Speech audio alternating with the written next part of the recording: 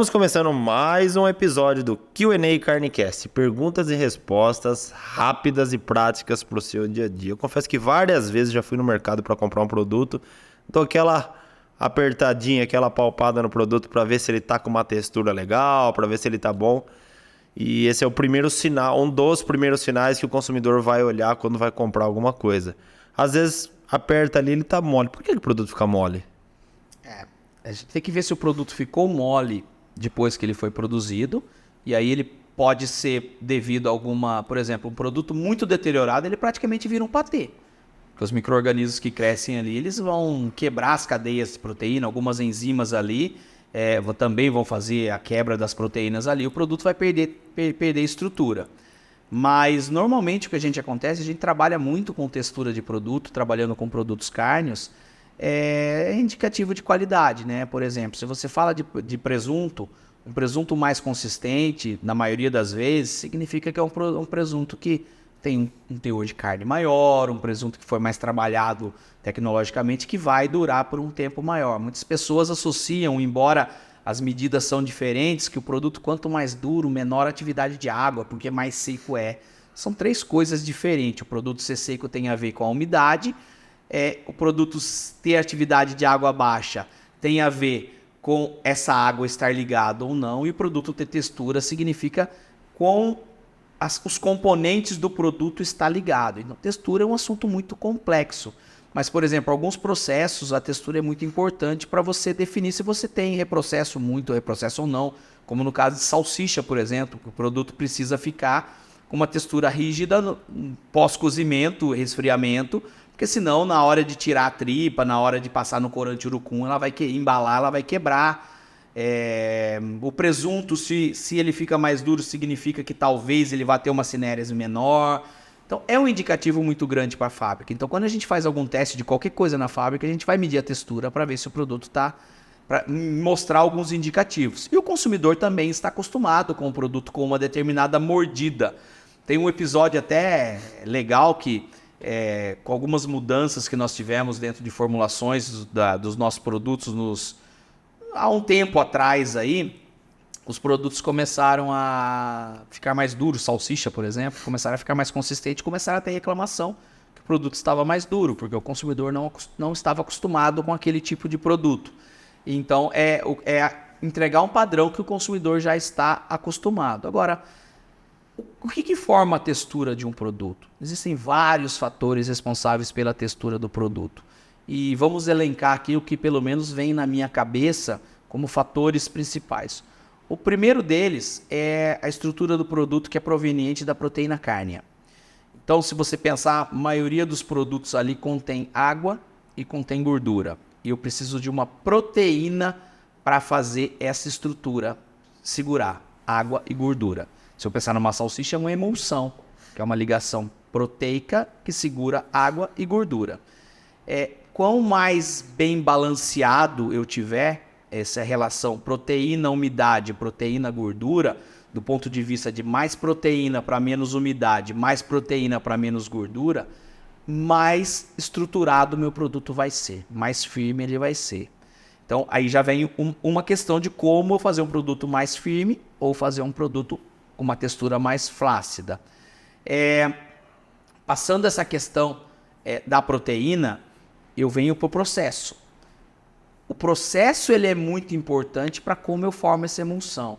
Então, se eu estou falando, por exemplo, de uma salsicha, eu preciso extrair a proteína ao longo do processo de produção de salsicha.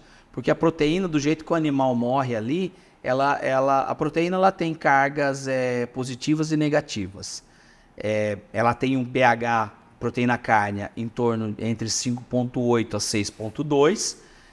Quanto mais para cima eu jogo esse pH, significa que mais carregado negativamente eu estou deixando essa proteína. Quanto mais carregada negativamente, mais polaridade ela vai ter. Quanto mais polaridade, maior afinidade à água. Então eu consigo ligar mais água ali. Só que eu preciso dos grupamentos apolares para que a gordura se ligue. Ela não vem pronta assim quando o animal morre. Então eu tenho algumas coisas no meu processo que eu faço a chamada extração proteica. para que a proteína ela tenha uma capacidade de emulsificação melhor e me resulte num produto com uma textura mais firme. O que é isso? A utilização de alguns ingredientes que me ajudam a extração proteica, como sais, como fosfatos, por exemplo. E o processo de fabricação. Refino de massa, cúter, ou a moagem, eu tenho extração proteica.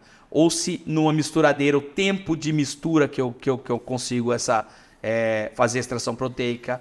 Ou se eu estou falando de um presunto ou algum similar, o tempo de tambleamento. Se eu tenho processo de tenderização ou não. São todos processos que me ajudam na extração proteica e consequente maior textura do produto. E aí a gente vai para o terceiro fator, a gente falou da qualidade da proteína cárnea e o balanço entre os ingredientes. A gente falou do processo do ponto de vista de extração proteica. Tudo isso, esse processo eu tenho que cuidar para que eu não jogue o efeito ao contrário. Por exemplo, eu vou refinar muito a massa, se eu subir muito a temperatura eu desnaturo essa proteína e o efeito ao contrário.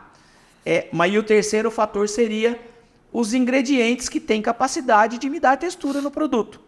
Então eu citaria proteínas não carnes, proteína de soja, por exemplo, proteína de colágeno, por exemplo. São proteínas que eu tenho, não é proteína proveniente da carne, mas ela tem uma capacidade de retenção de água, uma capacidade de retenção de gordura e vão ajudar na textura do meu produto final. Ingredientes como carragena, por exemplo, que tem a capacidade de, quando ela solubiliza ou quando ela atinge uma temperatura de solubilização, ao resfriar ela forma um gel consistente, então eu consigo segurar a água.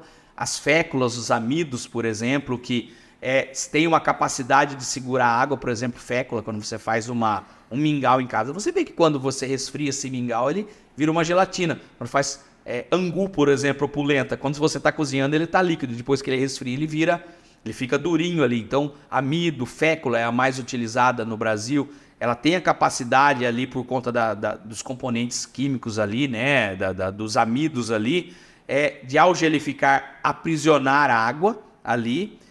E temperaturas que eu trabalho, temperaturas que eu seco. Quanto mais eu seco na estufa, quanto mais eu cozinho o meu processo, mais ele vai ficar firme, ele vai ficar consistente.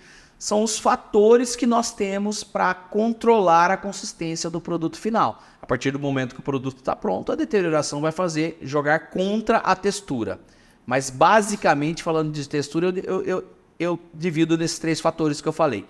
Qualidade da minha formulação em termos de balanço da proteína e quantidade de proteína também. Qualidade dessa proteína. Não adianta eu falar que eu vou usar um CMS que tem uma proteína alta. Durante o processo de extração do CMS, eu desnaturei essa proteína.